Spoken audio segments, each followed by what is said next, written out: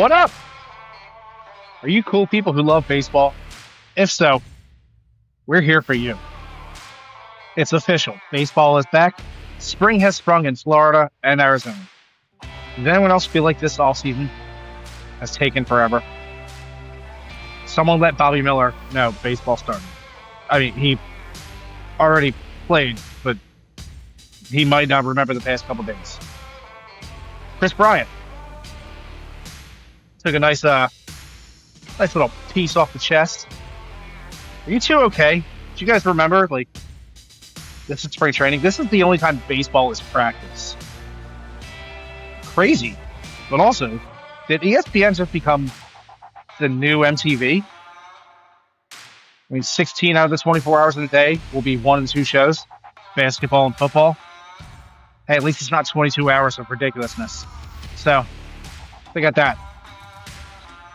But MLB is cutting ties with ESPN for broadcasting. This is the end of an era. 35 plus years of MLB games airing on ESPN. Are blackouts on their way to becoming a thing in the past? Because I can tell you three guys right here that would love that. Blackouts stink. Did you know that I could technically be a Yankee now? So could Damon. Technically, we could both be Yankees. We'll get more into that. Vladimir Guerrero, no. What is all? 116 wins. It's happened before. Can it again? All this and more on next week's episode of Pokemon. Don't forget to like, sub, follow, and all that good stuff. Drunks in the Pond, about to get Friday night freaky. Stay freaky. I promise. Let's get to it. Stay drunk, boys. What up? Drunks on the Pond. Episode number 40. Can't believe it. 10 more. We hit 50. I mean, big deal. The boys are back, and yeah, it's been a while, obviously. Got a lot to catch up on. Bregman signed. Obviously, Petey Polar Bear signed, and pitchers and catchers reported last week. We got spring training games now. Baseball is officially back. And, the one thing that I want to start with on catching up is something that it was big news, but it fell off rather quickly, is the firing of umpire Pat Hoberg. Now, I'll give a little background knowledge and then I'll pass it over to the boys because obviously we all have input on this. Pat Hoberg was the number one rated umpire in all of baseball. Like, the guy was legit the best umpire. And unfortunately, because of a friend of his betting on his account, betting on baseball games, sound familiar? Pat Hoberg lost his job. Now, he is eligible to be reinstated before next season. But because baseball has taken such a strong stance on gambling, I don't think it's likely he gets his job back, but you never know. We've seen crazier things happen. So, Damon, I'll pass it to you first. What do you think on this situation? The question was on his account or was he betting? So it was on his account, but it was his friend that was using the account. From what Pat Hoberg said. Okay, so I mean, if there's no definite, proof of him doing it, then shouldn't he get the same right that Ohtani got if they're both the number one guys in each realm? I'm just trying to throw that one out there because a lot of people do like to sit here and just point the finger, but if he's the best umpire we got and we ain't got to worry about a Joe West, then let's hear the dude out a little bit before, and if he's convicted, then, it's a little different story, but it doesn't seem like it's affected any of the games that he's ever, umpired with the accuracy that he has. So that's where, I mean, I feel like it's a different thing where if you go look at like a Jonte Porter in the NBA when he was betting on himself, it was very evident that he was going for the under. He made a shot and he was like, who does that? Who hits a home run and is upset about that? So that for me is where I had to sit there and was like, I don't know. He can't be the number one guy, and you guys are holding, the pitchfork at him like this. Maybe, talk to him, see what up, and if you can get him back, he deserves to get his job back, of course. Now, again, like I said, if he's found guilty, he was guilty of doing it. It's different, but I feel like, again, it had no. Show me what game he what game he umpired, and he, as an umpire, was a determining factor for something. If we could prove that, we could sit there and look at all that, then let's throw, the book at this guy. But with him being the number one umpire, give him that Ohtani treatment. Yeah, and I mean, I also kind of sit on the stance with you of show me the games that this friend supposedly gambled on. And if Pat Hoberg was head of the crew, and if he was calling these games that were gambled on, then there's the argument of, okay, listen, like, he may be the best umpire, but his friend was gambling on games that you were calling. So then it's like, okay, there's an argument. But I agree. I do want to see the games that this friend specifically bet on. And how do you guarantee that he affected the outcome with him being a perfect umpire? If people were giving him all this praise and saying that he was the best, he's the greatest, and then they see that, and now they want to sit there and backpedal to the fence and, I never said that he's the greatest. It's like, the statistics prove otherwise. Exactly. Pick a fence and stick to it, dude. And it's cool, and that's kind of how I'm with it.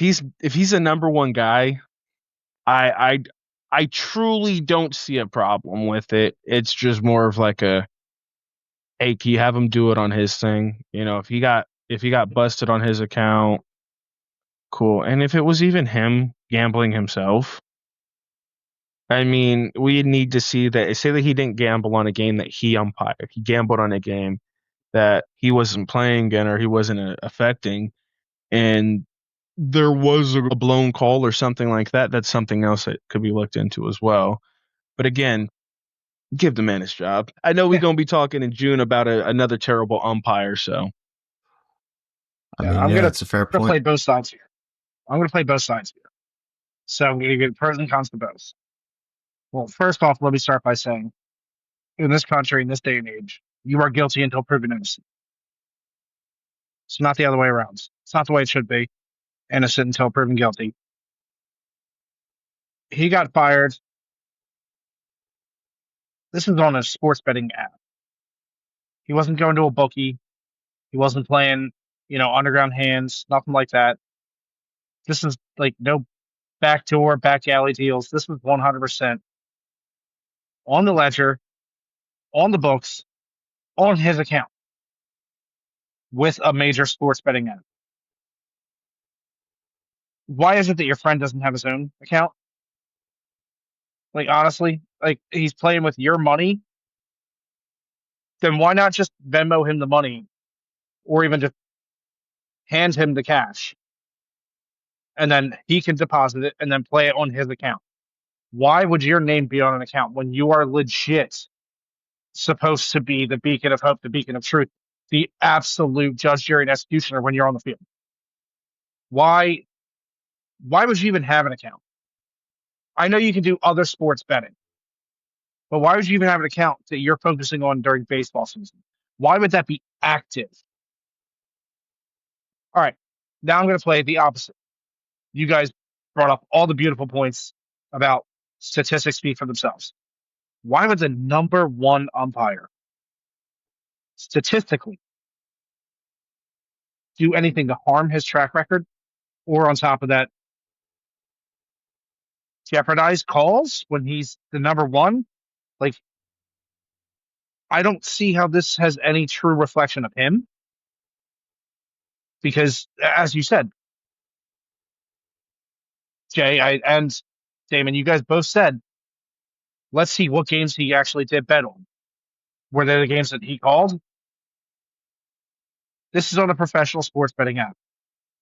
There is ledgers. There are proof of every single bet placed. Unless someone decided to wipe the account, then it's just the whole, let me put my tinfoil hat on. It's a conspiracy that they just wanted him gone because he was too good at his job and making everyone else look bad. So, I mean, at this point in time, I'm on your guy's side. He should still have his job. I mean, Ipe's going away for a while. Shohei's fine. Technically, his buddy didn't do anything wrong. Whoa. What buddy? The umpire's buddy. Okay, yeah. Hoberg. Ooh, No. Ipe did something wrong. No, we definitely know. Yeah, we definitely know Ipe did something wrong. There was no doubt about that. I don't think anyone's going to argue that one. But Ipe did that. Ipe did that. so it's funny because Damon, before you got on, me and Rich were talking about like umpires and whatnot, and I wanted to double check something because I know it was brought up before, not by us, but by a YouTube video. The two worst umpires in the league, like bottom two, these two are like the bottom feeders of the ocean. CB Buckner, who we all know, garbage. Like, I can pull it up right now. I have the stat in front of me. CB Buckner has a 2% accuracy. 2%. He's 34% consistent. And right above him somehow is Laz Diaz, who is 8% accurate and 9% consistent. Like, so we sit. What's up? all I gotta say is I would be a horrible umpire too if my name was Laz Diaz or what was the other one? CB Buckner. Yeah, those sound like guys that don't have very many friends. And I'm not trying to take shots at them. I'm just saying the name in No, it's okay. It's okay. If you had to look in the phone book and the niece to Laz Diaz, you know? Just sounds like a little bit of somebody that I don't want to talk to too much on the phone with. And then CB Buckner, is that his name? CB? CB. Yeah. Don't know what the CB stands for. I mean, we can like. I'm going with Cornelius Bernard. You know what? That's where I tell you, I hear CB, dude, and I feel like that was a kid that's going to tell on you for using your calculator in class. You said no calculators, and he's using his calculator. He was definitely the kid to remind the teacher about homework. There's no doubt. Yo, thank you so much, CB. Here's a lollipop. Like, what? Yeah. And the like, I'm just saying, dude, my apologies to anybody in this world named Laz Diaz. It's not just the MLB umpire, because I don't want him to be like, oh, you're talking about me. Now I'm talking about anybody with that name, buddy. That's like George Smith, you know? I don't feel comfortable sitting next to a George Smith, okay? You know, not at all. So you know why? I agree with you. You know why I don't feel comfortable sitting next to a George Smith? Because at any given time, there could be 64. Like, I really hope. Common stupid name. I really hope when this episode drops, there's a George Smith in his choir. It's like, I heard about this Drunks on the Pod podcast. Let me give it a listen. And we're sitting here. You know who you shouldn't trust? George Smith. And he's like, what did I do? Nothing, dude. You just got, a very suspect sounding name. I don't know how to help you. Like back to the point, like the difference between Pat Hoberg being like the pinnacle, like he's at the top of the Empire State Building, and then you go all the way down to under the Empire State Building. You're in the sewers, and you see Laz Diaz and CB Buckner. It's like, at what point do we just tell these guys, like, yo, like, what are we doing here? And isn't there minor league umpires who deserve your spot? Oh, that's right. The union protects them. And this is, and I kind of want to pull it. I want to stick with the umpire situation because the one thing I didn't bring up, which I wanted to, is that now we have ABS, which I believe is automated balls and strikes. Anti-lock brake system.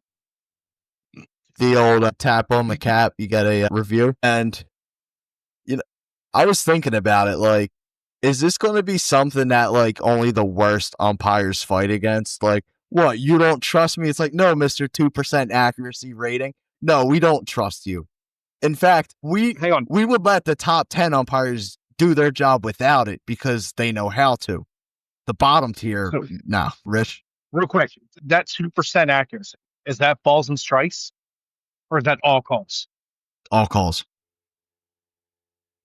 Do you know what his ball and strike rate is? Because Uh, let's look at it like realistically. If you're 2% accurate, including balls and strikes, any other job you're fired. Any other job you're fired. You're not allowed to the even umpire union. Umpire union. They're strong. It's a strong union. It is. You know, listen, I'm sorry, but I can't hear the name CB Buckner and Laz Diaz continuously and not think of somebody, because that's just like a what did your parents do when they named you? Do you guys watch Ivy League football? No. No. Anyways, Princeton's quarterback, okay, graduated in 2018. His name was Chad Kinoff. First name Chad, last name Kenoff. Lisa's Kenof. first name, Lisa Jack. Hey, it was more clever than Jack, okay? Because when I was watching that Princeton football game, Jack Kenoff on another on another rush, and I'm like, bro, whoa. What did he just You say? did not. Yeah. I was like, you did not just say Chad Kenoff on another rush right there. And you guys know what I thought he said. And no, I had to look it up real quick, and I was like, you know, you had some very smart parents. Like, they are very smart, you know? But he seems like a cool person to be around, you know? He's going to play into the joke. CB Buckner, again, every time you say it, dude, I feel like I'm in, like, you know, 6th grade science class, and I have to sit next to him, you know? I don't know. I get the heebie-jeebies every time you talk about it. I have a buddy Listen, that's young. CB, you've just been promoted. CB, you've just been promoted to head hall monitor. Here's your sash. Yeah. No thanks. I brought my own. So, all right. So, to make it easier on Damon's ears, CB stands for Christopher Blake. So Christopher Blake Buckner, and I want to stick with this again for another second, because in 2003 and 2006, Sports Illustrated survey of active major league players voted Buckner as the worst umpire in MLB. That was 03 and 06. In 2010, ESPN survey of 100 active players, Buckner was once again named the worst umpire in MLB. So we're talking about someone who was so rough. A three-time worst umpire champion, and this dude still has a job. Like, I'm sorry. I understand that the umpires have a union, but this dude is god-awful. Like, can the union just come to an agreement like they did? Retired before you. Hold on. So, can the union step in at this point and just be like, listen, dude, like, we had to come to an agreement to get Angel Hernandez to retire. Like, let's just do the same thing for you. You're 62 years old. You're the worst umpire in baseball. Like, what really is there left for you to do at this point? And honestly, nothing. How old do they have to, like, what is retirement age? Joe West was going till he was, like 75, probably? Yeah, Cowboy Joe West is definitely, let me double check. If you could figure out how old he was when he fell on Rajay, that would be very much obliged, because... Okay, so Joe West right now is 72. He made his last appearance in 2021, so he retired like 67, 68.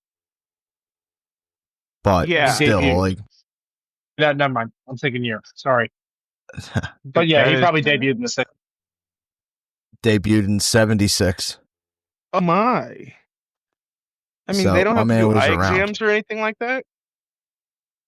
If they're doing eye exams and CB Buckner's managing to pass, I don't know what the hell. I don't know what the baseline is for passing. Like, do they just put big alphabetical letters on a board, draw an A, and they're like, what's that? He's like, A. They're like, you completely passed. Congratulations. I just want to know, so are we all going to go to umpiring school?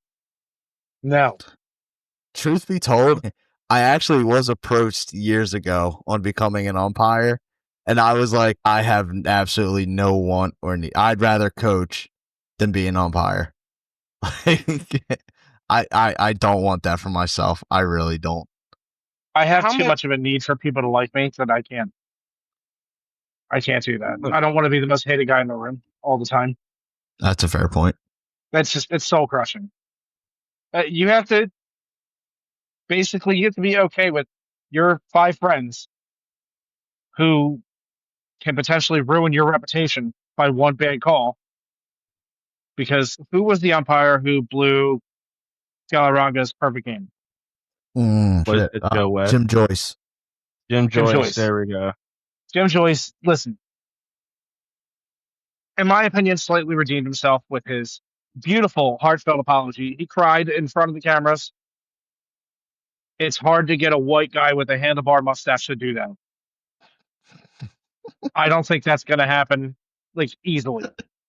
The only way they're going to do that is if they're in their truck with sunglasses on and a pair of Oakleys and they're just like, and then they, yeah, he wasn't going to do that. He actually cried because he felt emotion and he felt bad. But nobody gives a shit about who the home plate umpire was in that game. It was all about that one bad call at first base. But it's also been called one of the worst officiated games of all time. It's not one of the worst first base calls of all time. It's a worst officiated because of that one call. Therefore, every umpire's lumped in. You do not want that stigma at all. It's a rough, rough thing to do. To be that person in the room where everyone goes, let's switch tables. He set 2 away from us. No, I could never do it. All right. That's fair. Say we jump into the next topic. Way too early predictions for 2025. I'll be honest. I'm actually really stoked for this because You already for told a me while, it's going to be good. for a while, I really debated whether or not it was a good one, and then I looked deeper into it, and I think I'm actually going to hit this one directly on the head. Like, I think I'm going to be correct. I feel bad, but not entirely. So, this man has been a manager from 2007 to 2024, and he's managed 2 separate teams. So we're talking about roughly a 17-year career. In 17 years, he's only had four seasons with an above 500 record. It's been a while since the last one. Like, it's been a long time. Probably 4 years. But regardless, I think 2025 is the year that we finally wave goodbye to Bud Black as coach of the Colorado Rockies. 2 straight years of 100-loss seasons and not doing enough to hit the brakes on another one. I give Bud Black until the All-Star break, and Colorado's like, listen, dude, like, I would genuinely be shocked if he lasted the entire year. And, I think I'm almost 85% positive that that's what's going to end up happening. But like I said, I'm going to go John Stockton here. Going to pass the ball to Damon for an easy layup. Damon, what you got, brother? When we talk about the next year's predictions, all I'm going to say this, and this is just a way too early predictions. I was happy about this one when you said it. It's very easy. It's beat the Dodgers, right? I was talking to L Pops about this one, aka Demeet Hook, and I was like, well, I think it's Yankees Dodgers again. And he's like, good eye, son. Do you think the Yankees are going to make a trade to try to really prove that push? And I was like, oh, very good question. And I mean, by the deadline, I think we're to see something nice happen. So they're going to try and go after somebody to really try and take out the Dodgers and show people that money was not well spent. They got the better hand of us last year, but we came back this year to, kick ass and take names, I guess. They're going to finally acquire Brian Wilson after he already vetoed the trade to them once. That fact right there, that they said, hey, listen, we're going to fear the beard from now on. If the Yankees didn't already have the capability of getting players, and that was the one thing that stopped them from getting star quality players there, some guys said, I think that this truly is it could be two monsters, one monster in the AL, one monster in the NL, and we're going to have a nice 10 years. Something like the Lakers and Celtics, right? I suppose so. I mean, you're not that wrong. But I'm going to go with my way too early prediction. The Mariners finish below 500. Pitching is all they have. And they have a really, really, really good pitching staff. The only other team that truly contends with their pitching staff are the Phillies. At least the starters. The Dodgers, yes, but Dodgers also have a lot of injury risk in their rotation. And when I say a lot, it's 4/5 of their rotation has been injured for more than a 60-day stint on the IL within the past 2 seasons. So great. I'm also going to go and give you a player prediction. Julio Rodriguez has another midseason. He's a second half merchant. Wow. Only dials it up in the second half. For the past 2 seasons, his second half has been what kept him as being a relevant player. The first halves have been less than mediocre. I think if he doesn't get off to a hot start, this is one of those moments where the Mariners will truly, either try to sell off one of their starters and acquire someone to actually contribute offensively, or B, they just become sellers. That's interesting.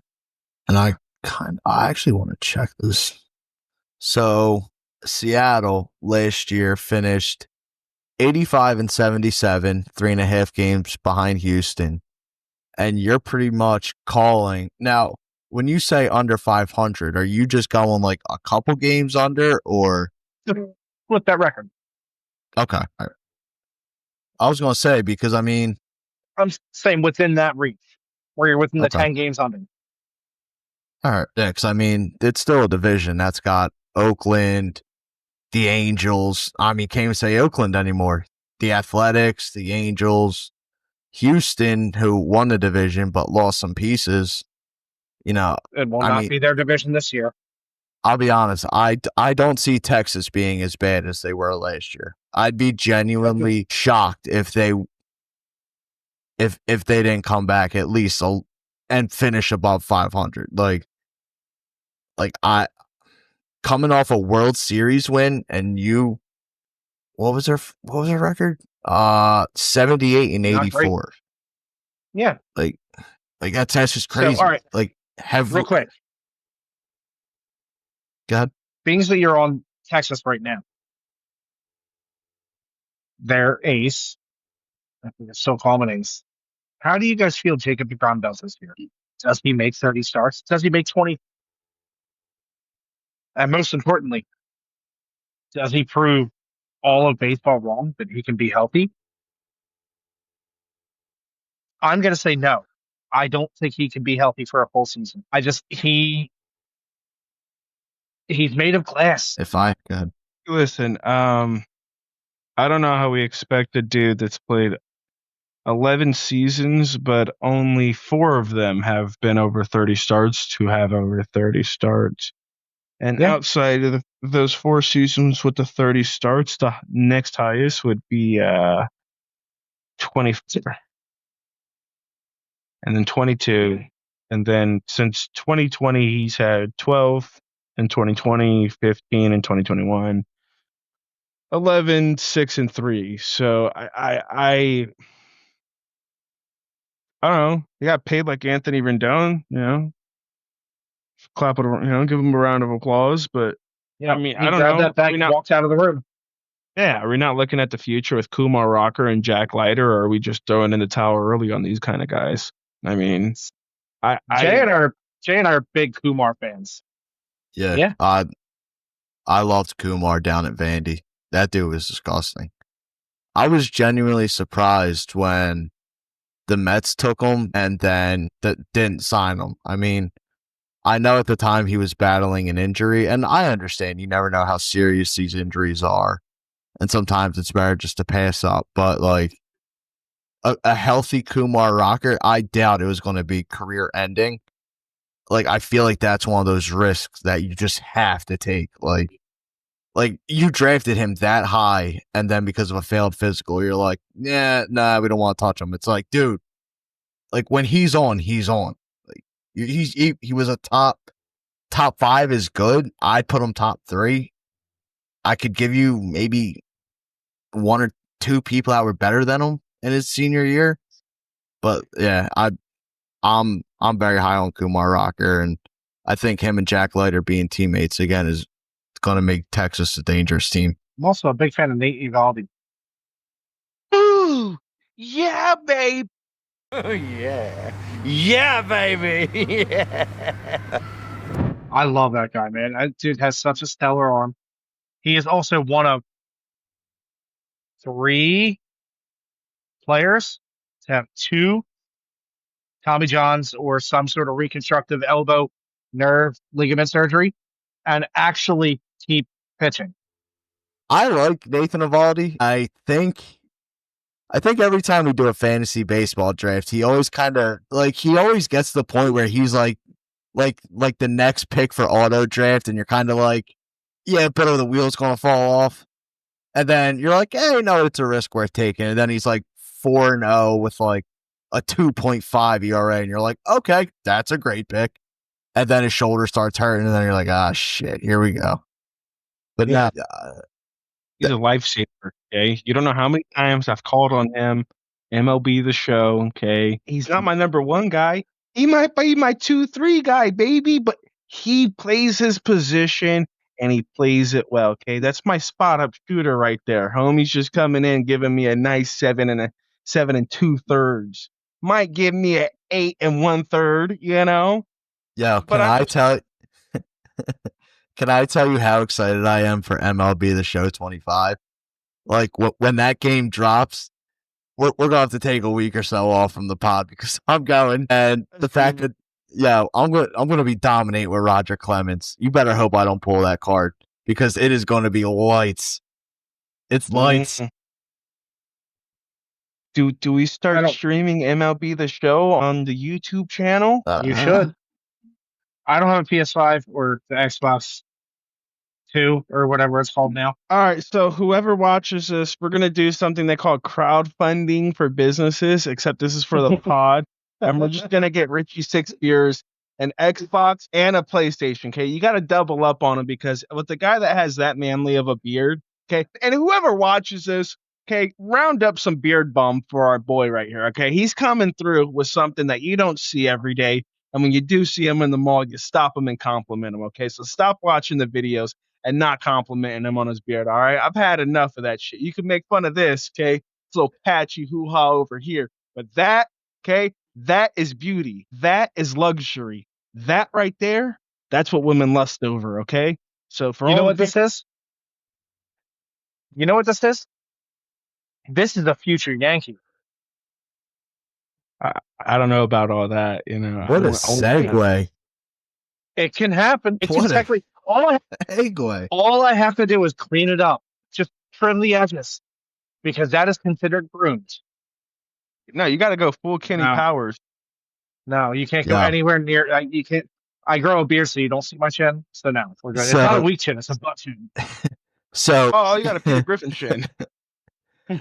So when Damon said we're going to get Rich a PlayStation and an Xbox, the first thing I thought of was Back to the Future when Marty McFly's like, yeah, we have 2 televisions. And the kid's like, you have 2 televisions? He's like, you must be rich. And the mom's like, dude, no one has 2 televisions.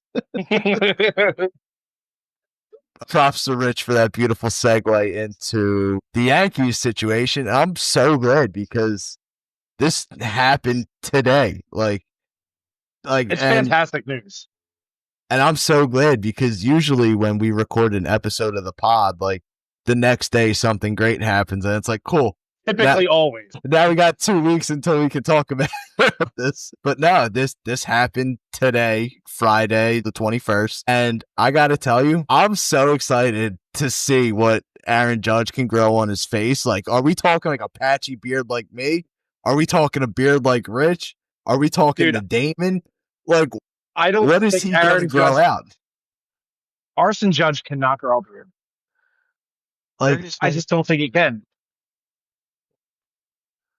Look, they made Goldie shave, and they went, "Ooh, no, that was all Devin Williams. Devin Williams shaved his face, and they went, "Oh, we made a mistake." ooh, yep." When they had Goldschmidt shave, I was like, wow. One of my buddies told me, he's like, yeah, dude, he went from playing baseball to being your accountant. I was like, no, wasn't it you, Richie Six Beers? Didn't you have me look it up? And I was just so, Poor Goldschmidt. Yeah, you're one of my friends right there. You know what I mean? You see, I'm sitting here. I have a, but I was like, I had another buddy that I had to call that out to, and he, what the hell did you have me look up? And I was like, yeah, man. Yeah, that's not good. It's not good. dude. Paul Goldschmidt, even- head of ticket sales. You gotta love it. It's not even because of the last name. It's just, oh, dude, you look like you get an MBA in finance. Dude, it's so... The very minute I saw that picture from Photo Day, I was like, they are not doing any of these boys justice. Like... But wait. There's more. Guys, we need to talk about the real elephant in the room. It's not about the facial hair policy. It's about the head tattoo policy. Did Go you guys on. not see? Marcus Stroman tattooed his entire head. Oh, I thought we were talking like a face tat. Okay. Well, I mean, it's the whole perimeter of the face. Is this on Instagram or where is this? Yes. All right, hold Instagram. I've seen it on everything today. Let me... And I think yesterday. I think his Go ahead. handle should... To your Stroman. investigative It journalism. All right, so Stroman, yeah, so his head is all tattooed. Okay, I'm seeing it now. I like it. Dude, it's wild. I like it. It's Shout out to sick. Bam Bam It's- Bigelow. Obviously, our Bam, boy bam, bam, Stroman is going through something because, you know, picking fights on Twitter, and then Oh, well, time out. I feel like there's a lot of guys that have time nowadays, and they're starting to see people, and they're just like, shut up. And, you know, because like I had a dude on Instagram a couple of days ago comment on my video where I said Nick Stanley has the most, you know, losing seasons for a starting pitcher in baseball history with 12. And he's like, well, the Negro Leagues was a circus. So, and I was like, bro, what? He's like, yeah, it was a circus game, and they could field whoever they want, and they only played 50 games. And I was like, bro, so you're like, what are we getting at here? Because there's something called segregation, and these guys couldn't play. So after like 5 minutes of him trying to, it wasn't even 5 minutes, it was like an hour of him trying to explain himself. He goes, whoa, it was something along the lines of, people make it seem like every player in the Negro Leagues would have been able to play in the MLB. And I'm like, I don't know who said that because I've never once thought that. thank you. Well, I don't even think some of the guys that were in the MLB at the time would have a job if certain guys in the Negro Leagues or other leagues were allowed to come over here and play. Because in Sure, 1937, blacks weren't allowed to play with whites in the MLB. But did you know that Bucky Harris won the MVP award out in Japan? So again, it's just make it make sense. So that's where I sat there and like, you know, Shows you how fast backwards we are. well, yeah, it's that, but you know, me commenting on me sitting there and yeah, what's up, brother? I just want to say that I learned that fact about Bucky Harris on Daily Baseball Facts. Ooh, I've heard that page is always right every day, and most importantly, it's ran by a handsome young chocolate man. What a beautiful chocolate man! Beautiful! Oh my god! But no, so again, how I had time to sit there and take an hour out of my day to respond to this guy, I think there's a lot of guys in the MLB that are like, because I told the dude, I'm like, listen, kid, you're trying to put yourself in the perspective of what MLB players or what real MLB fans think, and you're the only person I've ever had with that perspective. And all the players that you're talking about have never had that perspective. And it's kind of funny because you're trying to portray yourself in their shoes, but are so objectively wrong in your thinking. It's not even Also, fun. let me just iterate. The verbiage he used of calling the Negro Leagues a circus is Bro, disgusting. Verbatim, I'll get it for you because this is probably one of the funniest things I've ever seen. I was just like, what? This makes me wonder what the record is for most losing seasons by an MLB pitcher. Real fans don't count Negro League clown show as legitimate because they're obviously a joke. Yeah, that is not better. Not better. That's purely deep-seated issues because, like, when Bing-a-ling, ding, ding, dong. That's Listen, me playing a band. I could say a lot on the subject, but I don't want to ramble on. But I will say this. I have heard, I've read on players of the Negro Leagues. I love the history of it. I had the pleasure to talk to the president of the Negro Leagues Baseball Museum, Mr. Bob Kendrick. Genuine guy. The information that this dude has is incredible. Always posting on Instagram. I love commenting on his stuff. When I lived right outside Philly, I was 10 minutes from Darby where the Philadelphia Negro Leagues team played. So shout out to them as well. But I mean, there were so many great players in the Negro Leagues where we could sit there and go, yeah, but could he face major leagues, face the white players? Yeah, they absolutely could have. And you could very easily say that a lot of those players were 5 to 10 times better than the ones who were already here. Like I said, I could go on for hours about this. Like, obviously, Satchel Paige got in the league late, but Satchel Paige was still a great pitcher. Like, there's so many people that didn't get the opportunity they should have, and it's a shame. I want to build off what you just said about the people who were saying like white people were just better at baseball. Listen, that was never the case. You didn't know. How would you have known? How would you have known? You didn't go to the Negro League games. So on top of that, if you want to say it's America's pastime is baseball with white men, well, guess what? That's in the past, buddy, because now it's 80% Latin American guys and a couple white guys are still managers, and thank you. They're playing first base, and that's about it. So, other than that, eat all of the things off the ground in the city because just that type of mentality makes you an absolute joke, makes you disgusting, makes you awfully Kanye.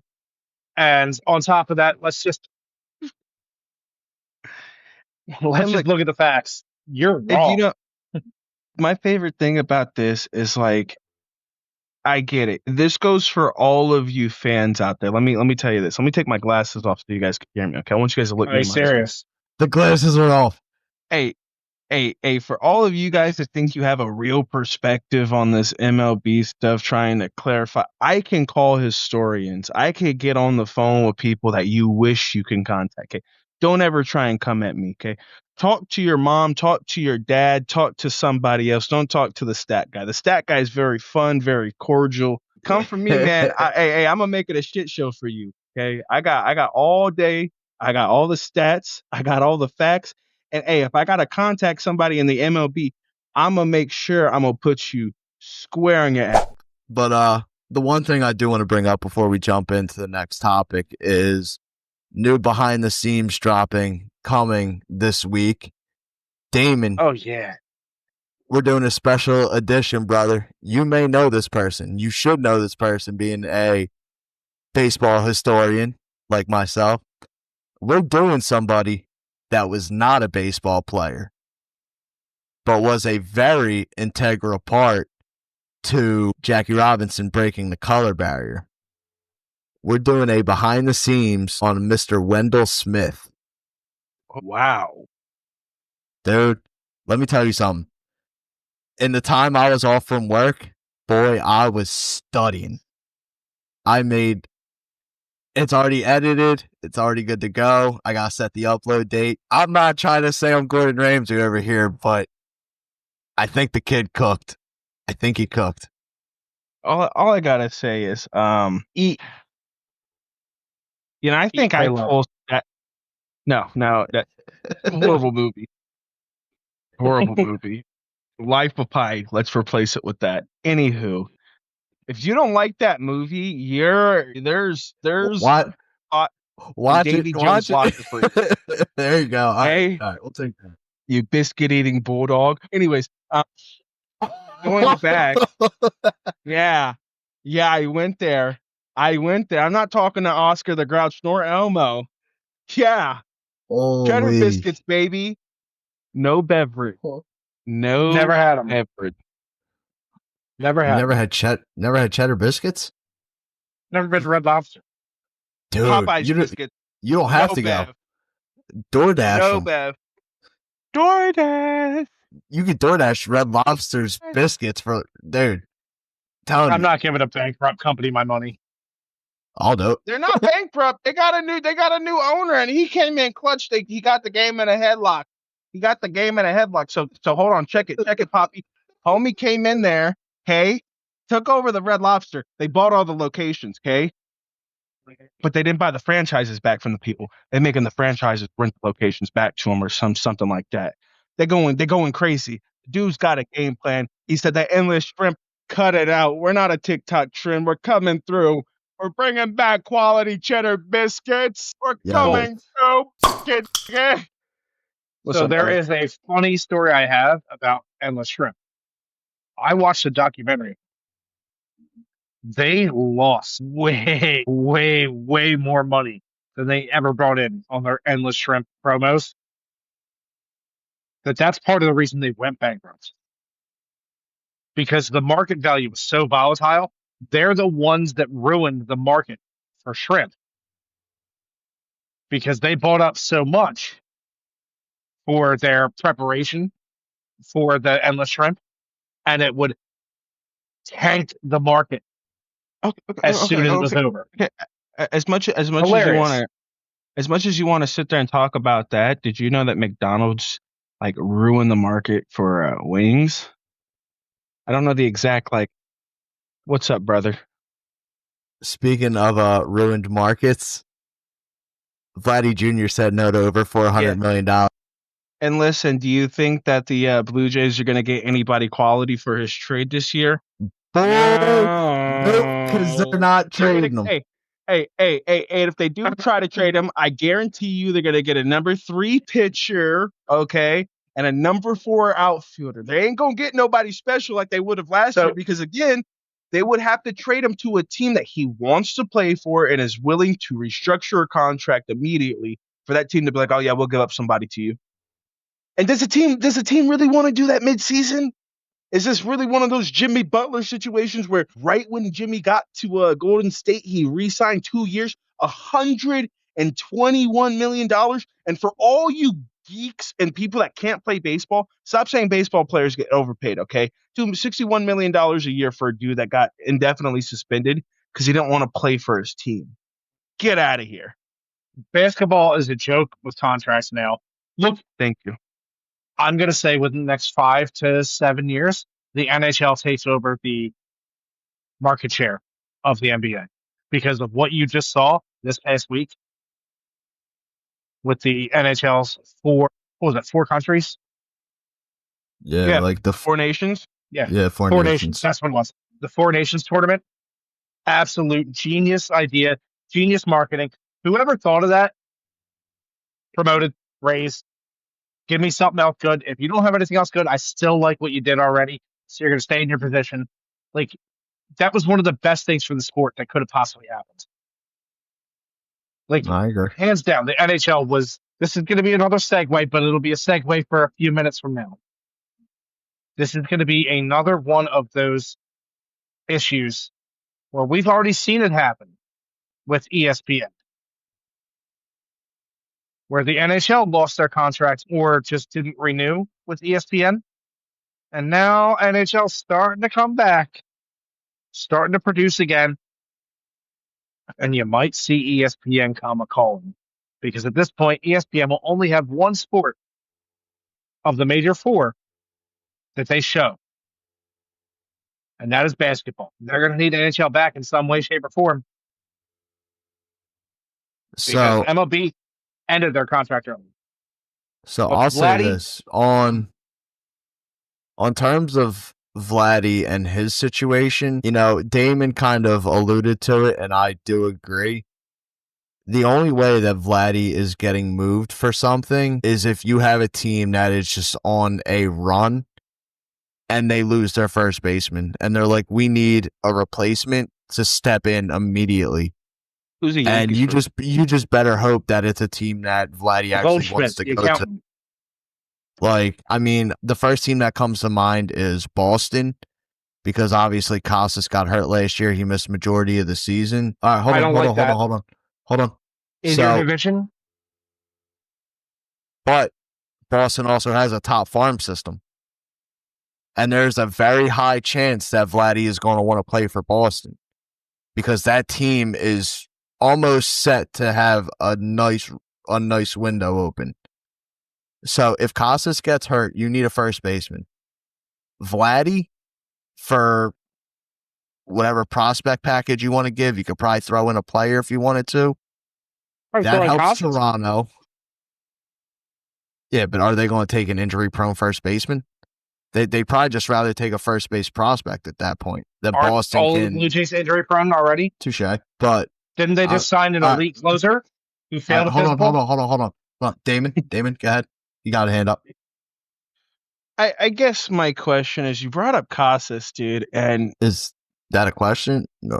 no. I just He wanted to be assured that you brought him up. What the is up with him and yapping his mouth? So, I think he wants to be a leader. How are you a leader in 2 years, 3 years, and you're not even a veteran? And three, is that, kind of his way of not subliminally, but like nudging for a trade, lashing out to the public? I don't know. I kind of had to ask you guys your thoughts on it because I remember 20 years ago, even 10 years ago, you'd never hear a 2-year guy start running his mouth to the public about, well, this guy's the best third baseman, and he's talking We also about didn't have social media. 10 years ago we did. Yes, we did. It wasn't as prominent. It wasn't as prominent, Wow. And I agree with it. Twitter was probably the main thing that was popping. But again, 2 years in the league, 3 years in the league, chirping like that, like I agree. But you got to think right now.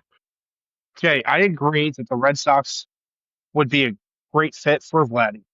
The only downside is your hot corner and your first base could slightly be in turmoil.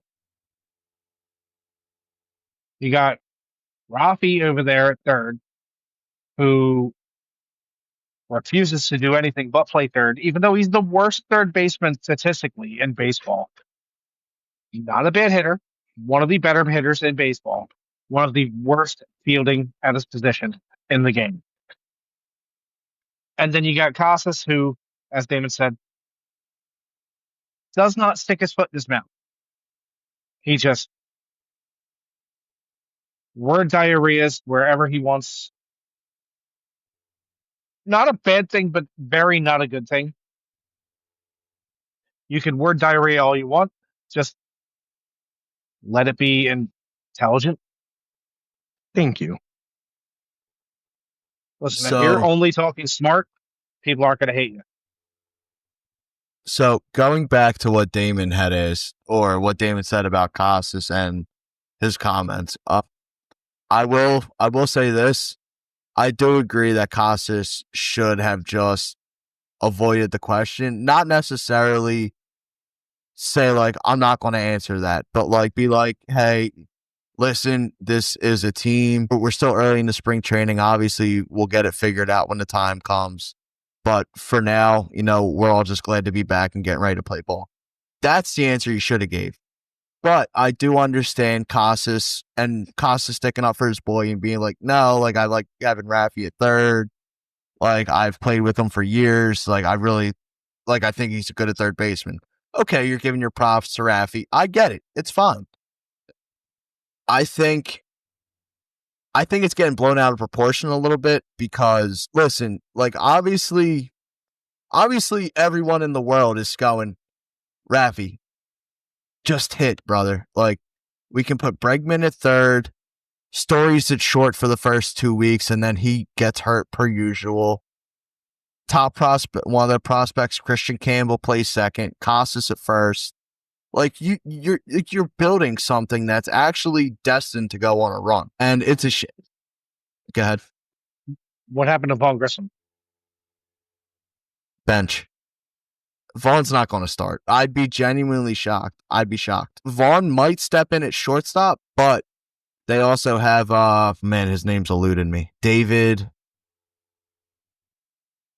I can't remember his name. It's going to bother me.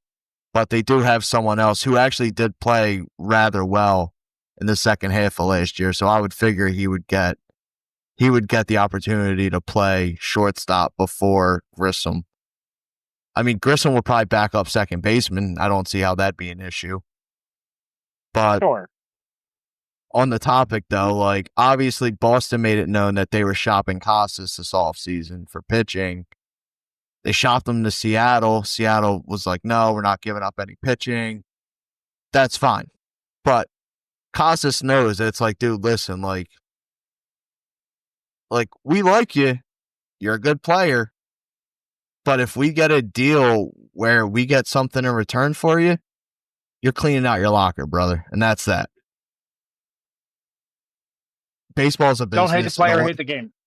Yeah. Baseball's always been a baby. business. And listen, there's a very good opportunity or very good chance, I'll say, that Vladdy ends up signing with the Red Sox, and the Red Sox are going, okay, we're shipping Casas to somewhere, we're getting bullpen help. And that's a thing. Like, so there's a lot of windows that can open, they can close. But like the main point is that because we're so early in the spring, like we could wake up tomorrow, Boston could have a spring training game, and Devers could hurt his shoulder making a routine throw over to first. Like we just don't know what could honestly happen. Is it possible? Of course. But is it really something that like we're like, oh, this could happen? No. I mean that's where I stand. I really do believe that this is the year that, like I said, in my way too early predictions, the Mariners need offense. What do they have? A lot of pitching. What does Toronto always need? Pitching. And let's be real. I'm pretty sure JP Crawford's days are numbered. With his offense production, it's awful. As the dude hit like 209 last year. And his glove kind of deteriorated. Not a lot, but enough to be noticed. What kind of blockbuster trade would you see if you saw Bo Bichette and Vlad go to the Mariners? I mean, that's easily Logan Gilbert, George Kirby. You might be taking 2 or 3 top prospects as well. Damon, go ahead. This is where it gets weird for me, man. That's 2 rentals. Yeah, Julio Rodriguez. No. I'm talking Julio Rodriguez. Would you give him up in that trade? Honestly, yes. Okay. I just wanted to make sure I wasn't feeling weird. Bro struck out. He's not had a season in the MLB where he hasn't struck out less than 140 times. He doesn't seem to be the guy that we're looking at in 2022 nor 2023. Where everyone was considering him a perennial MVP candidate. Yeah, I don't know what it is. And then they gave him that He 10-year reminds- contract. It's an easy out. It's an easy out. And He they're reminds going- me. He reminds me so much of Buxton. You have every Oh. GT tool in the world, but it's not even that you can't stay healthy. You can't stay ahead of yourself on the field. Like it seems like you're in your own head and you're just doing absolute nothing for the first half.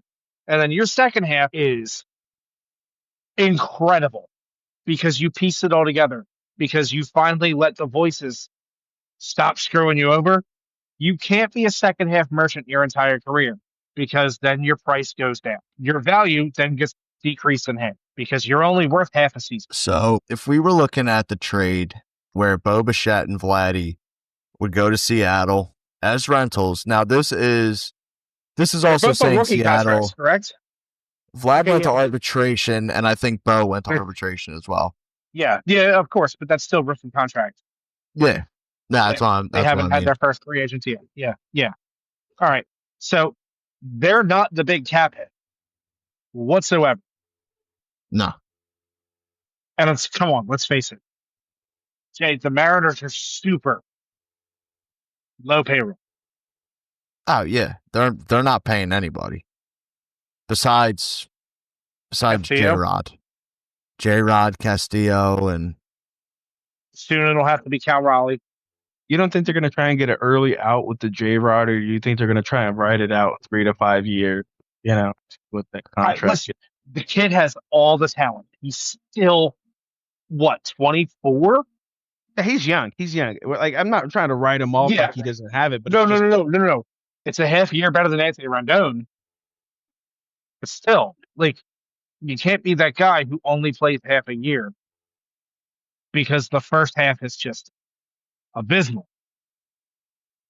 I have all the respect for his talent. Like, he is an absolute franchise player. But you got to piece it together for a little bit longer than that. You could do 3/4 of the season, I'll be happy as hell. 3/4 of the season, that puts you up at elite status because everyone's allowed to slump for a month. That's just, I feel so bad for the Mariners because their pitching is so good on their team, but their offense is just balls. I mean, who's their first baseman? Ty France? I think so. I think it's still Ty France. Well, he already gave up. That's a French joke.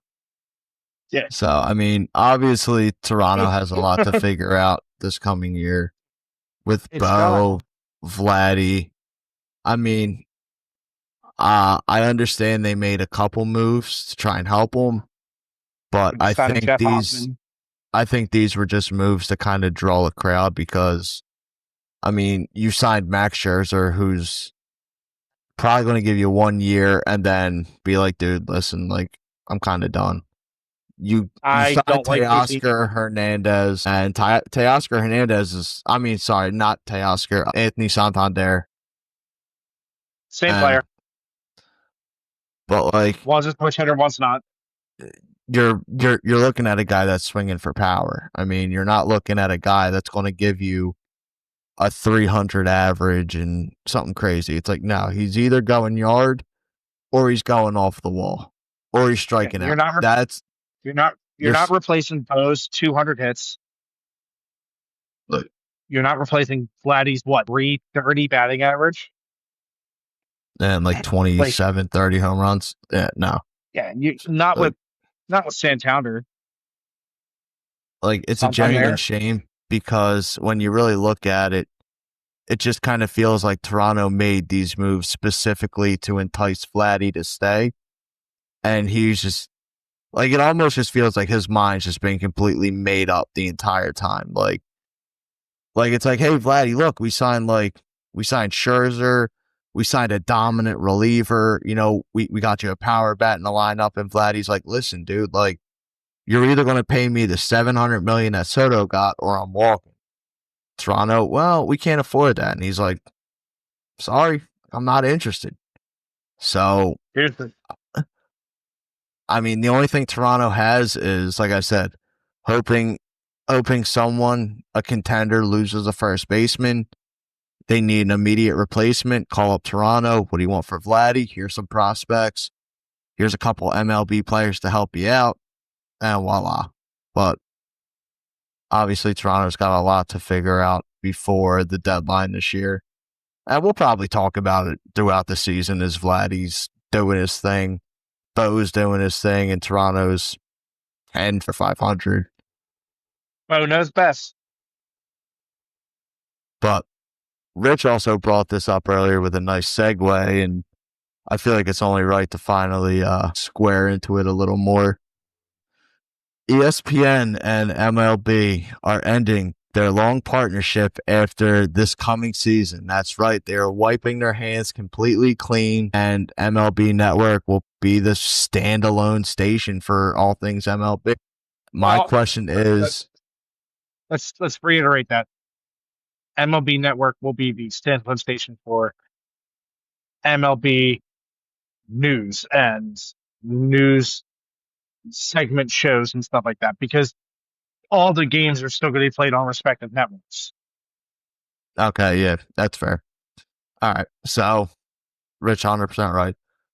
So my question for you boys, and I'll start with Damon, is this the right move or the wrong move? Again, referencing my notes and everything, I wrote something to where it was along the lines of, hopefully their replacement isn't Bally Sports. This relationship has been around forever. It is very longer than your lifetime. Yeah, dude. Like, I wasn't even thought about when this relationship started. Longer than both your lifetimes. Damn. No, and I mean, it's just I'm talking. I got 1 year on it. I guess for me, it's just upsetting. I feel like it's, a lot of this has become a money thing, and I don't know. Yeah, and it's funny because that song has not been any more prevalent until now. I mean, I don't know. I mean, in sports, that's all it is. Exactly. I can't think of a reason why outside of money. But and if it is money truly boiled down, that's just pathetic. I mean, when was the last time you gave it crap about what ESPN was putting out for baseball to begin with? I mean, you stop right there. You have Sunday night. You have Sunday night baseball on ESPN. Okay, it was Joe Morgan and who else? Who else was with Joe Morgan? It's funny. I thought about this earlier. The only name I remember is Joe Morgan. I can't remember who the other dude was. Yeah, I was about to say, I guess for me, I haven't cared about that since I haven't cared about since I got rid of cable 4 years ago. It was Joe Morgan and John Miller, but we all know. Oh, you mean George Smith? You mean George Smith? Sounds like George Smith. Cool. Yeah, I mean, like, it truly is a breakup between ESPN and baseball. 35 years, it's a marriage. So, out of the past, 7, 8 years, I don't remember ESPN besides, as Damon said, Sunday Night Baseball, because who cares about baseball tonight anymore? Who cared about it in the past several years? Wait. Baseball tonight kind of thing? Who are the people on baseball tonight? There you go. Well, I don't care what serious. Doug Glanville thing. Like, Dougie G has... I watched him scared of a fly ball when he was playing at the vet for the Phillies and literally do this and cower when a fly ball was getting ready to land on him. I'm not taking much advice to heart about baseball from him. Sure, he has a lot more talent in his little finger than I do when it comes to baseball. But does he? David. I just have, me personally, you guys don't have to do this. I have to. I got to put respect on Baseball Tonight's name because the head guy on it now is Carl Ravitch. And for those who don't know, that is how Dimitri Young got the nickname Demit Hook, was through Carl Ravitch. back in like 1998 or 1999. So let me just backtrack everything I said. No. No, me personally, I just don't watch ESPN baseball because I don't like ESPN. Yeah, I mean, listen, they've done. I can tell you right now, when we were all growing up, like, especially me, they had some of the best analysts, if not the best analysts. And then it became MLB Network's time to shine. And they started getting more and more relevant people, people who were recently part of the game, people who were actually hurt, but were still able to contribute news and, you know, up to date stuff. It was a lot more informative than watching a show at 10 o'clock at night that just went after the not so top 10, where you literally saw someone get dunked in the head with a basketball or a goalie get a nut shot. So Baseball Tonight lost its not credentials. Appeal. I was literally thinking the word pizzazz, but I didn't want to feel that way. But yeah, it's the right way to say it, brother. yeah, You can say flair, but flair don't even feel like it's the right word to use. It's the spark, pizzazz is the perfect. pizzazz to it. You know what I mean? It really is perfect, dude. I get it. Like, yeah. So I mean, it's just, it was a long time coming. It's not you, it's me. It's MLB. They're the ones who ended their contract 3 years early. They were like, I mean, I don't feel it anymore. There's nothing between us because you're not giving me anything. So like I said earlier, this is going to be the first time where the only games that are being shown. Does ESPN show NBA games? Or is that TNT, TBS? I'll be honest with you. I've stopped watching ESPN for that kind of same. stuff. I don't know. I'm in the same boat. I don't care. I haven't don't know watched what ESPN in God knows how long. And it's not because it's owned by Disney or ABC or anything like that. It's because I don't care. Quality. It's poopy. Yes. It's going down the So- drain.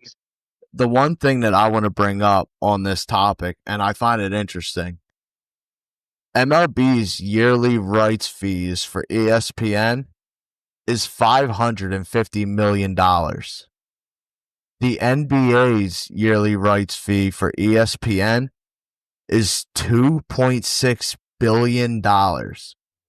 So that tells you the complete difference. And we're talking about a game that has always been considered America's pastime against basketball, which as of right now is struggling to get more viewers because people are like, I don't want to watch a sport where the stars play one game and then take the next 2 games off because they just don't feel like playing. Like, I think they said basketball had the lowest viewer ratings for this past All-Star game. I didn't even know it was on. Like, I was watching like random shit on TV, scrolling through, and it was like, oh, the NBA dunk contest. I was like, I didn't even know this shit was happening now. All I know Like- is a white guy won. So, a little I weird. don't even know who won, honestly. Whoa. Stop. A lot of dip on your chip now, son, and that chip done broke on you. Okay, too much guac on that. I'm not saying that. That's going to get us in trouble. Anywho, Mac McClung, don't ever. Dude, he was incredible. So you're talking too much right now. Mac McClung has had an invite, has had H-A-D, capital H-A-D, an invite to the barbecue since he was in high school, brother. Since he was in high school. Sure. No, I get it. but- Whoa, you got a lot of dip on Real your chip. quick. You're sitting back. Whoa. All I'll right, let all you right, all defend the pro in high school looking at his mixtape. I remember being in high school looking at his hoop mixtape. Don't you talk about Max McClung like that. Just because you unfamiliar with. Oh, I will tell you right now who's got a better basketball mixtape than Mac McClung. Obviously, you don't remember Big Homeboy Cadillac. Thank you. Thank you. I rest my case. Thank you very much. Listen, Bring Cadillac into the equation, boy. listen, it's over. That boy was a whole rack of bacon. Game over. Game over. If you weren't watching the Cadillac mixtape on YouTube in VP, don't ever talk to me about NBA mixtapes, all right? I put that on the table. I mean, like, the Cadillac. so the only thing I'm gonna say negative about Mac McClung is he's won more money from the dunk contest than he's made in his entire NBA career. I mean, because he's a specialty dude. He got famous for Sure, doing I things get like it. that. Yeah, I get it. get It's it. also That's what it means. He's a good enough player to play in the G League, but he's not good enough to play in the NBA. But again, they have dudes that don't make the All-Star team play in the home run derby. So it's the same exact thing. I mean, well, he's not just anymore. not. You have to make the All-Star game to be in the home Well, run. that changed. That changed. Well, cool, changed. Anyways, but that's how Yeah, it yeah, used to be. That's where I'm like, I for him, but again, being a professional athlete, you're either in the limbo if you're getting paid too much or you're getting paid too little for your efforts. So I mean, at a Sure. certain point, we got to sit here and look at it for what it is. I mean, he's a specialty dude that his specialty comes out whenever the dunk contest comes in. I mean, if we look up right now how many he's averaging a game, I mean, if he's averaging 25, 30, I mean, get him in the league. But if he's averaging 10, 15 in the G League, I'm pretty sure if that dude got hurt, had to go to the G League for some rehab games. I don't know if they do that in the NBA. Wow.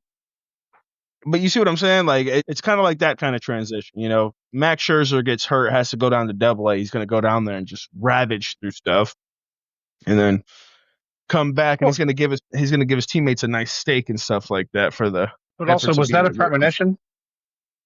What does that mean, brother? Do you think that's going to happen? Is he going to have to go to Double-A to rehab this year? I hope not, man. I like Max Scherzer. I've liked him my entire life. When he played with my Uncle Dale, I loved him. You know what I mean? He just has something about him. It was different. He's a bulldog. Yeah, and I guess what I liked about him was you had Justin Verlander, who was like the good boy, the goody two shoes, and then you had the bad boy, the leather jacket. He's a leather jacket. That makes you like 1950s. I'm saying like 1950s greaser, dude. What are you talking about? Yeah. All right. Is it because of those two different color eyes? You don't know what to take seriously?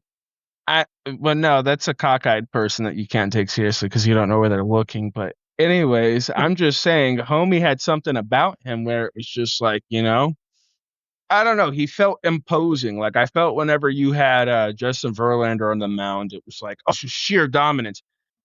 But with Max Scherzer, it wasn't just sheer dominance. Like he was gonna let you know, hey, I'm dominating you, just so you know. You could swing at that, buddy. You still There's no safe word. Okay, hey. I'm dominating you, and there's no safe word. Let me tell you about a pitcher who's got aura on the mound and knows that he's going to shove it up your ass. You may get a hit off of him, but the next one's going in your ribs. My man, Joe Kelly.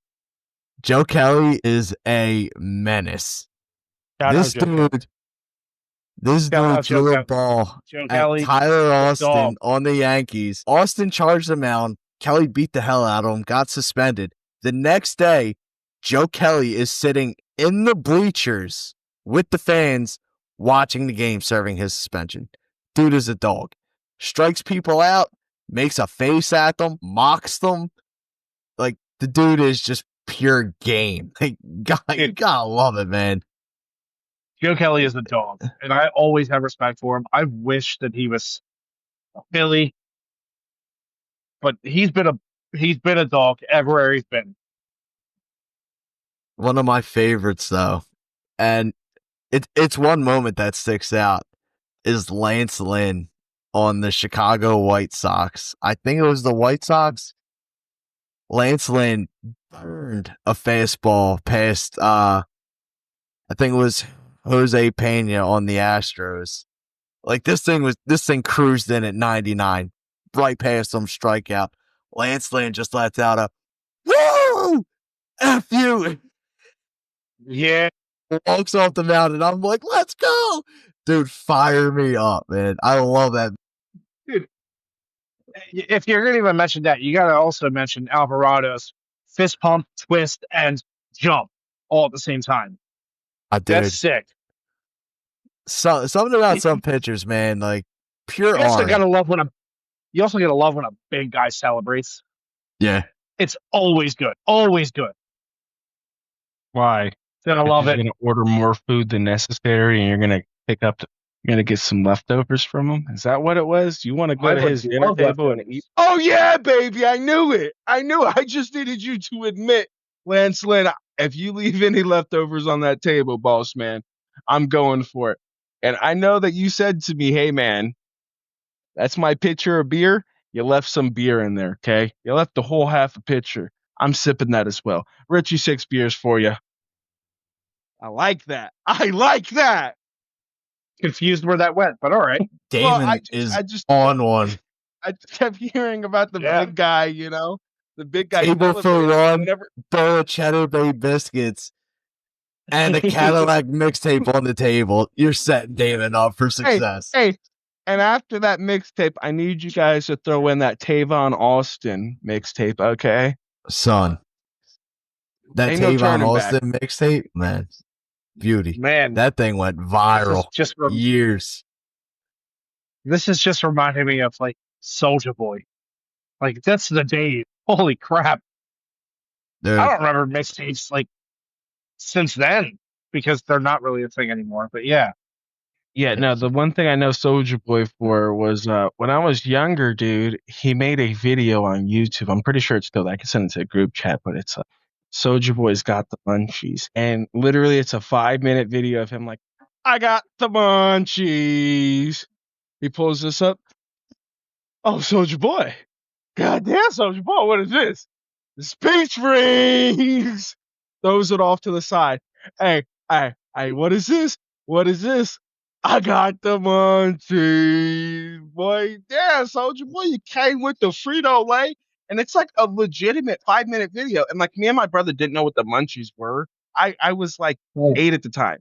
Okay, so I had watched that video just like, oh my gosh, this guy's so stupid. He's using a funny reference saying I got the munchies and just showing off everything he's got from the grocery store. And it was I'm like gonna a say 3 this to in a 5 minute. place I shouldn't.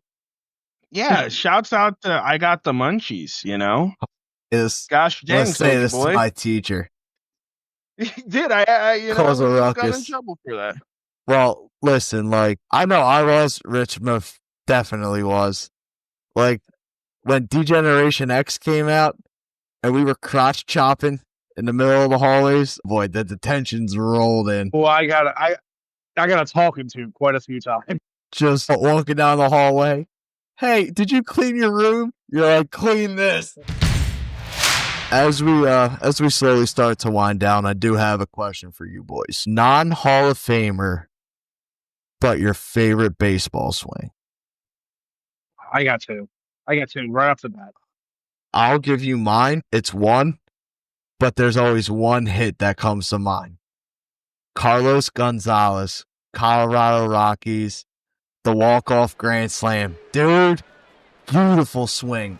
Like, when he hit that, it was one of those moments where, like, this ball might circle the earth. Like, this thing might catch orbit. Like, It might hit him in the back of the head. And, like, so crisp, man.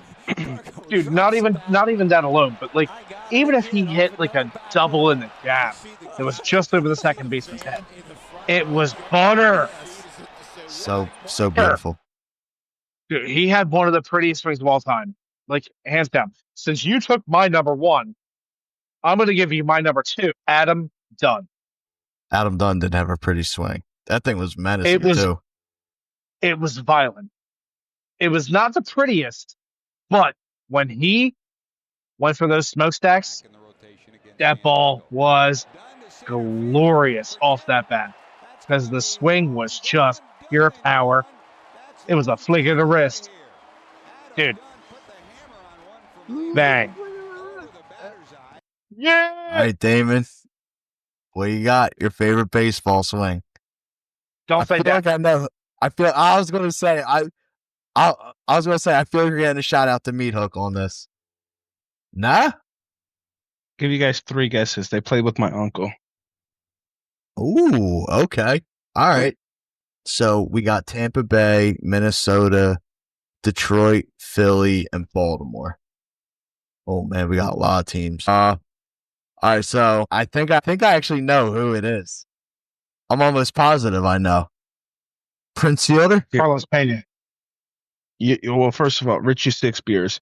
You need a 7th beer. Jay, you got it perfect. You got that right on the head. The minute I One of saw the that most- 2012 Detroit, I knew it. I knew exactly who it was. One of the most beautiful human beings I have ever met. One of the greatest people I have ever met. When I just turned 8 years old. If you guys actually remember the Mohawk movement back in 07, 08, yeah, I started that. And I can have Prince Fielder verify that for you. So basically, before the All-Star break, I had a Mohawk, like literally right before the All-Star break. The Milwaukee Brewers were playing, not the Detroit Tigers, the Washington Nationals. So what do? First of all, I'm trying to hustle a glove. It's my birthday. What can I get as a birthday gift? They have this dude Gotta named Prince respect. Fielder. Homie's just slugging everything on MLB The Show. I wasn't even watching real life. Why would I do that? That's what Dad does. Okay, Dad could tell me about that. It's not my job. Real life. Yeah, okay. There's something called a video seriously. game, and like I talked to a bunch of people about video games. Okay, might not be girls, but like I was 8 at the time. Okay, didn't matter. So I go up to him, and I'm like, "Hey, man, you're the dude from the video game," and he started laughing. I like your hair. And I was like, oh, thanks. So we start talking and everything. And yeah, wound up getting a glove. And he told me, like, yeah, I like your hair, man. I'm going to have to do it. And I didn't think he meant like he's going to actually get a mohawk.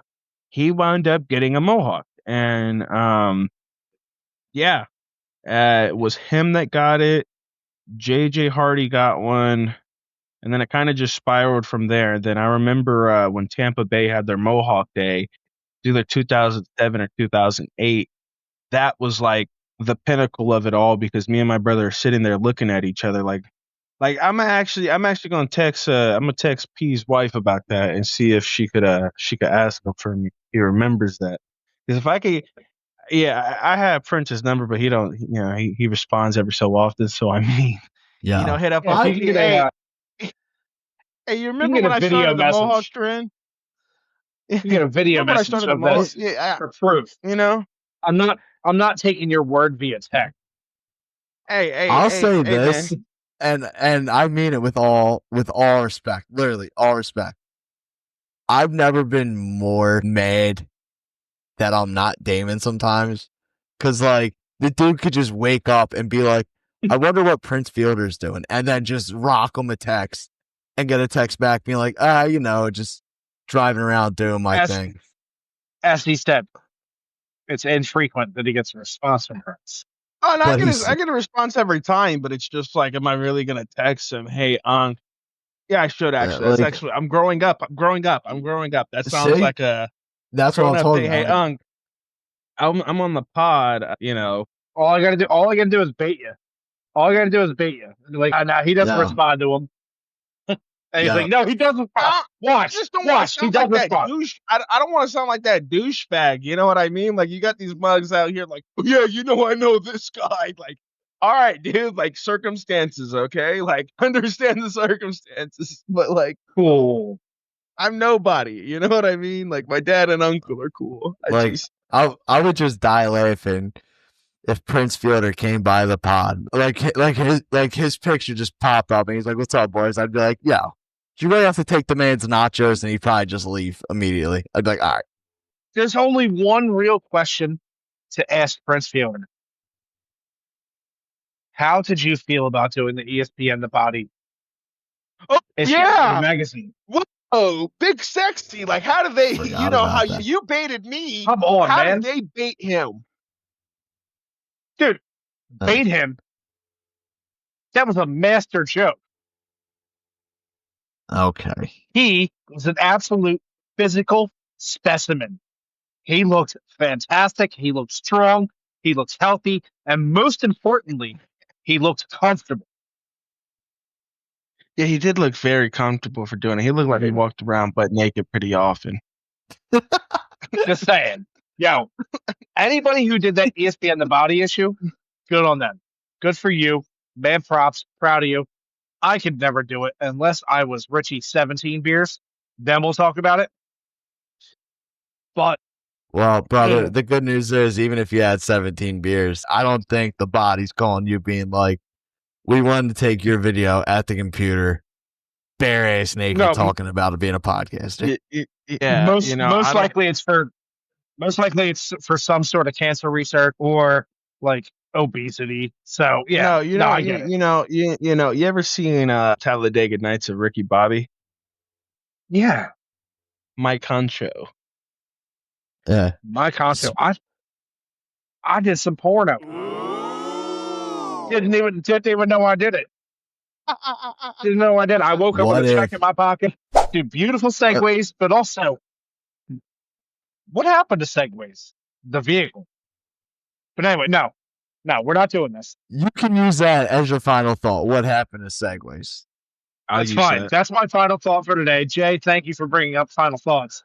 That's my final thought. What the hell happened to segways? I'm glad they're gone. I don't get them. They're weird. I don't trust anything on two wheels that are right next to each other, and that's it. Damon, final thoughts? Final thoughts, quite literally, is just can't wait for baseball to come back in full swing. Segways. I don't know why you're just such a hater on segways. I am a firm believer that segways were meant for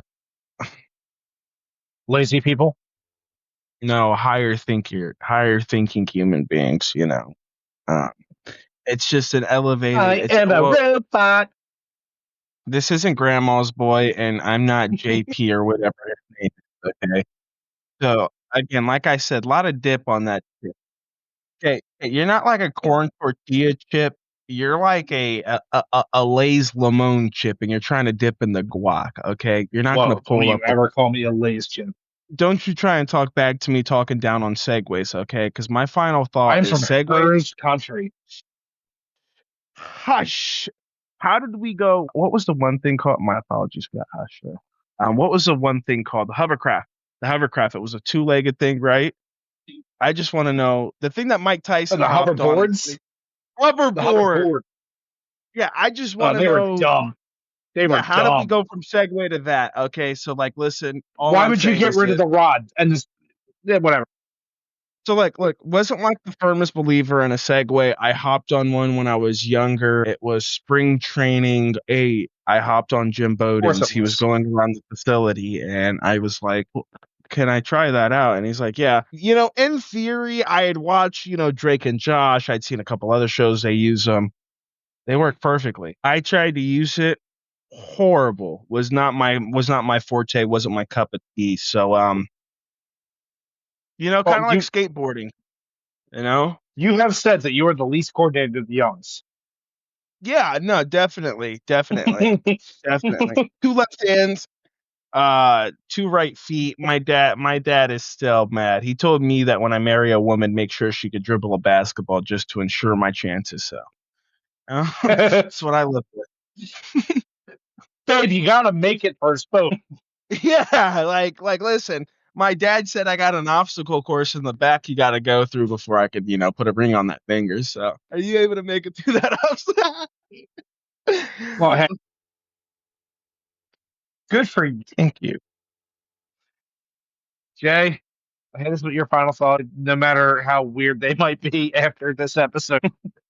So I only have one final thought. Gonna give a shout out. Want to pick a baseball player at random, and I think I got him.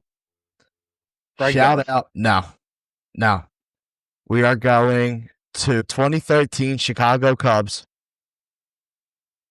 Going to give a shout out to Mr. Multi-Team himself, Edwin Jackson. Shout out Edwin Jackson. That's number 1, right? What, for Edwin?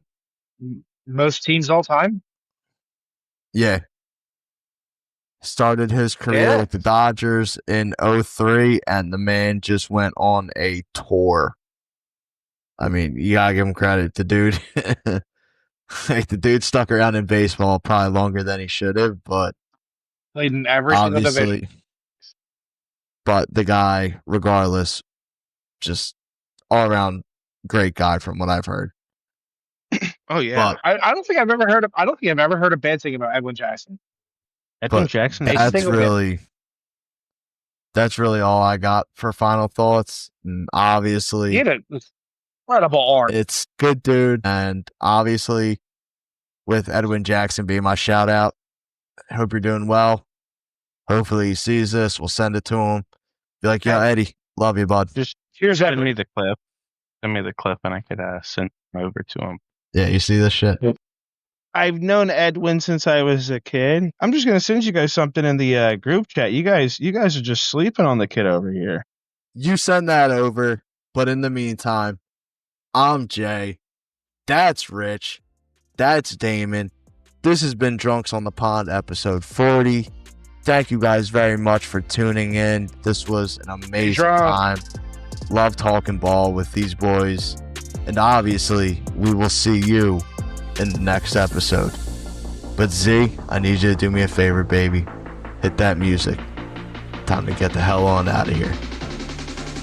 Peace.